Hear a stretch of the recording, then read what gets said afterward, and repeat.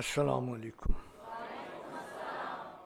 স্বপ্ন মানুষকে ছাড়ে না। আমার স্বপ্ন বা মন ছবি আমার কারিগরি জ্ঞানকে কাজে লাগিয়ে এমন একটি প্ল্যাটফর্ম তৈরি করা যেখানে ইঞ্জিনিয়ারিং টেকনোলজিক্যালি অ্যাডভান্স নলেজের প্র্যাকটিক্যাল অ্যাপ্লিকেশন করার সুযোগ থাকবে। অনেক টেকনিক্যাল পিপল কাজের সুযোগ পাবে, তাদের কারিগরি দক্ষতা দিয়ে মানুষ সত্যিকার অর্থে সেবা পাবে। জীবনের পরিবারের প্রয়োজনে সাড়া দিতে গিয়ে এই মন ছবি বা স্বপ্ন অধিকাংশ সময় চিন্তা থেকে হারিয়ে যায়।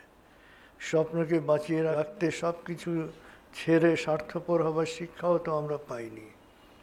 তবে সময় তো চলে যায়, স্বপ্ন দেখে সেই স্বপ্নের জন্যে প্রাণান্ত কাজ না করে, স্বপ্ন পূরণ না করেই মরতে চায় না। স্বপ্নকে শুধু বেঁচেই থাকে না, আমাদের বাঁচিয়েও রাখে। সিরিয়াস কোশ্চেন, যে স্বপ্ন শুধু নিজে বেঁচে থাকে না, আমাদেরও বাঁচিয়ে রাখে। আসলে স্বপ্ন নিজে বেঁচে থাকে এবং যে দেখে তাকেও বাঁচিয়ে রাখে। এটি হচ্ছে স্বপ্নের বিশেষত্ব। স্বপ্নের জন্যে আসলে পরিশ্রম করতে হয়।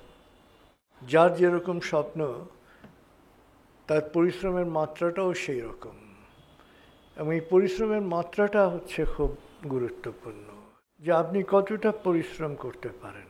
যেরকম ধরেন টমাস আলভা এডিসন, তার বয়স যখন 80 বছর হয়েছে, স্বাভাবিকভাবে তার যারা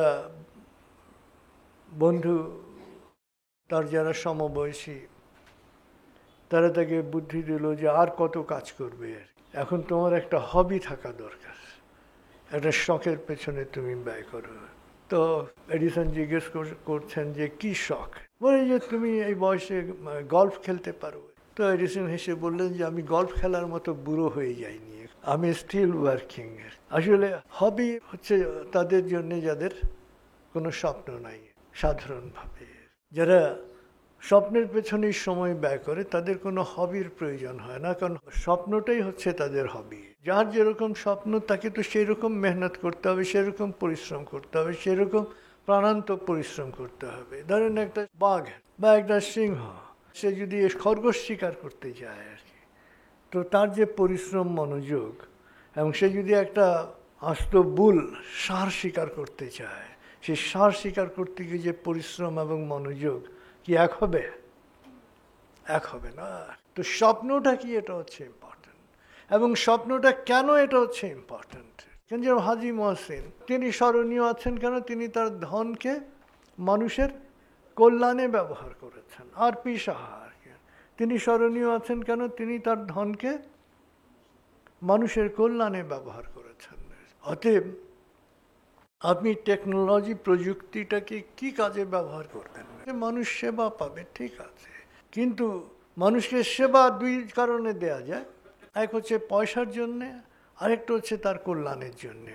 যদি তার কল্যাণের জন্য আপনি সেবা দেন, আপনি অমরত্ব লাভ করবেন।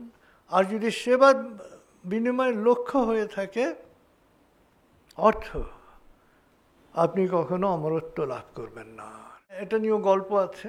আমেরিকাতে ওখানে অ্যাডভোকেটরা নাকি কন্ট্রাক্টে ওয়ার্ক করে আর কি। যে কোনো মামলাতে জিতিয়ে দিতে পারলে যে পয়সা পাবে, সেই পয়সার একটা বড় অংশ অ্যাডভোকেট পাবে। তাই না? আপনি ক্ষতিপূরণের মামলা করলেন, ক্ষতিপূরণের মামলা আপনাকে চালাতে হবে না, অ্যাডভোকেট চালাবে।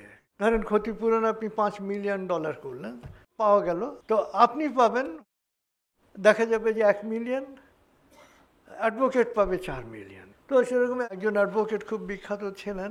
আমেরিকাতে তো ফাঁসির আসামিদের ফাঁসি হয় না, ইলেকট্রিক চেয়ারে কারো মৃত্যুদণ্ড হলে তাকে বাঁচানোর ব্যাপারে তার এক্সপার্টাইজ ছিল আর কি। যে কেস নিত সে বেঁচে যেত আর কি, এবং স্বাভাবিকভাবে টাকাটাও বেশ ছিল। তো মৃত্যুর আগে তার একটা দুঃখ, যে এত মানুষকে মৃত্যুর হাত থেকে বাঁচালাম, কেউ আমাকে জেলখানা থেকে বেরোনোর পরে কেউ আমাকে কোনোদিন গ্র্যাটিটিউড জানালো না, ধন্যবাদ জানালো না। সে তো তোমাকে পয়সার বিনিময় কিনেছে, তোমার সেবা কিনেছে, তোমাকে কেন ধন্যবাদ জানাবে? কারণ তুমি তাকে বাঁচিয়েছ পয়সার বিনিময়ে, সে পয়সা দিয়ে দিয়েছে, ফিনিশ। তোমাকে ধন্যবাদ জানাবে কেন? তো স্বপ্নটা কি, এটা হচ্ছে ইম্পর্টেন্ট। এবং স্বপ্নটা কেন, এটা হচ্ছে ইম্পর্টেন্ট।